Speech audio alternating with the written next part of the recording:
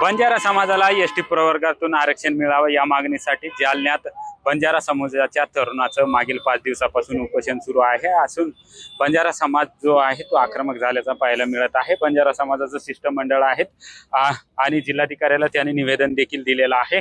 बंजारा समाजाचं शिष्टमंडळ आहे, थेट त्यांच्याशीच बोलूया। काय सांगाल, मागील 5 दिवसापासून उपोषण सुरू आहे, सरकारचं काही कोणी प्रतिनिधित्व येत आहे का भेटायला आणि काही बोलणं झालंय का?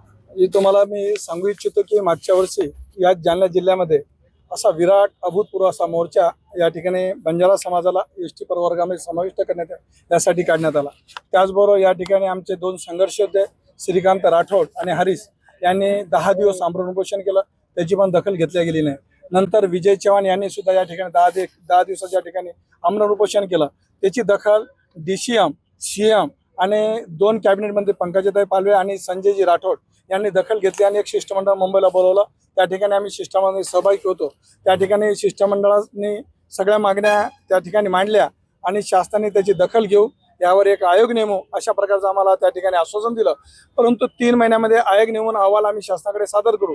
3 महिने झाले, 6 महिने झाले, 9 महिने, आज 12 महिने होत आहेत, अजूनही त्या तेळणी अहवालामध्ये काय दडलंय किंवा त्या अहवाला म्हणजे त्या आयोगाने कोणत्या प्रकारचा डाटा गोळा केला याची माहिती समाज माध्यमासमोर आजपर्यंत आलेली नाही। त्यामुळे आज या ठिकाणी आम्ही डबल परत या ठिकाणी हा जो एकनाथ चव्हाण यांनी या ठिकाणी आमरण उपोषणाचा 5वा दिवस आहे।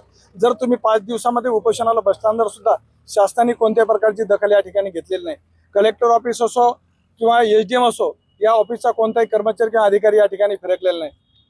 पोलीस प्रशासनाला सुद्धा सांगू इच्छितो, इतर समाजाचा एखादा जर उपोषणाला बसला, तुमच्या मांडे लावून त्या ठिकाणी बसता, तुमच्या पोलीस प्रोटेक्शनची मोठीच्या मोठी फौज फाटा त्या ठिकाणी हजर होतो। चौकडून म्हणजे पोलिसांचा एवढा गराडा घातला जातो की त्याला एवढं बळ, एवढं पाठबळ तुम्ही देता।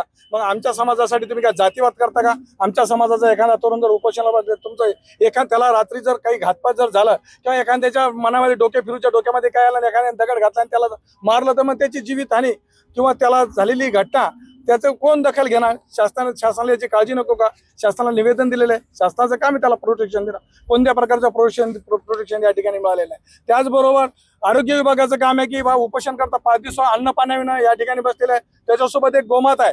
तुम्ही 33 कोटी देव त्या गायीमध्ये पाहता, अरे त्या गायीची, एका गायीची तर काळजी करा ना।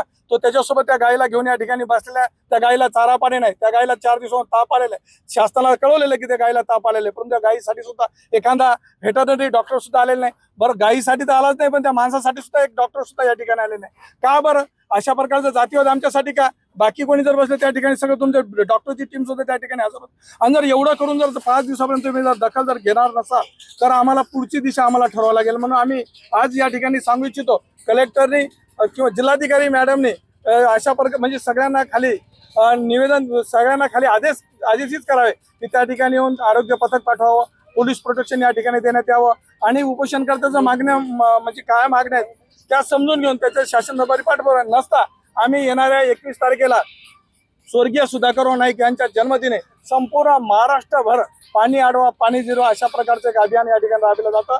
त्या अभियानामार्फत की 3 किलोमीटरची मॅरेथॉन स्पर्धा सुद्धा आयोजित करण्यात आलेली आहे। आम्ही त्या मॅरेथॉन स्पर्धेला विरोध करणार आहोत। आमच्या जर मागण्या जर तुम्ही मान्य करत नाही तर आमच्या माणसाची जयंती पुण्यतिथी साजरी करून काय साध्य करून घेणार आहे?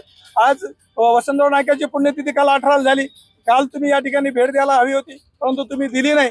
आणि जर तुम्ही जर आमच्या मागण्या जर मान्य नाही केल्या, जर या ठिकाणी भेट जर दिली नाही किंवा कोणत्या प्रकारचं जर तुमचं शिष्टमंडळ या ठिकाणी पाठवलं नाही, तर येणाऱ्या 21 तारखेला आम्ही त्या रॅलीला काळे झेंडे दाखवल्याशिवाय राहणार नाही। काळे झेंडे तर दाखवूच, पण त्याचबरोबर ही अंबड चौफुली या ठिकाणी आम्ही सगळे कपडे अंगावरचे काढणार आहोत। आम्ही नग्न होणार आहोत, अंगावर कोणत्या प्रकारचा कपडा सुद्धा ठेवणार नाही। या अंबड चौफुलीवरून कलेक्टर ऑफिस पर्यंत लोटांगण मोर्चा काढणार, त्या ठिकाणी एखाद्याचा जीव जरी गेला तरी चालेल। शासन जर अशी जर दखल घेत नसेल तर आम्हाला आक्रमक भूमिका घेतल्याशिवाय आम्हाला पर्याय नाही। अशा प्रकारे मी या ठिकाणी सांगू इच्छितो, शासनाने याची दखल घ्यावी, नसता येणाऱ्या 21 तारखेचं आमचं आंदोलन हे अकराळ विक्राळ वेगळ्या स्वरूपात राहील, याची शासनाला दखल घ्यावं लागेल। नक्कीच पुढचं आंदोलन देखील तुम्ही जाहीर केलंय, तुम्ही स्वतः उपोषण देखील केलं होतं, आता हे 3ऱ्यांदा उपोषण आहे, 3रा तरुण तुमचा बसलाय, काय तुम्ही शेवटचं सरकारला आवाहन करणार? आता शेवटचं असं आमचं आव्हान आहे, आता आम्ही पहिले 2 वेळेस बसलो तरी बी जागा आली नाही आणि आता 3ऱ्या वेळेस आमचे सहकारी एकनाथ चव्हाण बसलेले आहे। जसं आता उद्धव भाऊने सांगितलं तसं येईल त्या 21 तारीखला आम्ही या सरकारला जाग कशी येणार नाही हे आता आम्ही बघणार। आता आम्हाला रुद्र अवतार घ्यावा लागेल, कारण की बंजारा समाज हा कसा आहे त्या नावामध्येच दडलेलं आहे काय, की आता 21 तारखेला आम्ही ह्या जालन्यामध्ये प्रशासनाला आम्ही दाखवून देऊ. मी श्रीकांत राठोड, उपोषणकर्ता जालना. नक्कीच आपण जर पाहिलं तर बंजारा समाजाचं शिष्टमंडळ जो आहे तो आक्रमक झालेला आहे आणि येणाऱ्या 21 तारखेला अर्धनग्न आंदोलन जे आहे ते करणार असल्याचा थेट इशारा जो आहे तो बंजारा आंदोलकांनी दिलाय. सुधाकर जाधव, लोकशाही मराठी, जालना. लोकशाही मराठी ऐका, पहा, जागरूक रहा.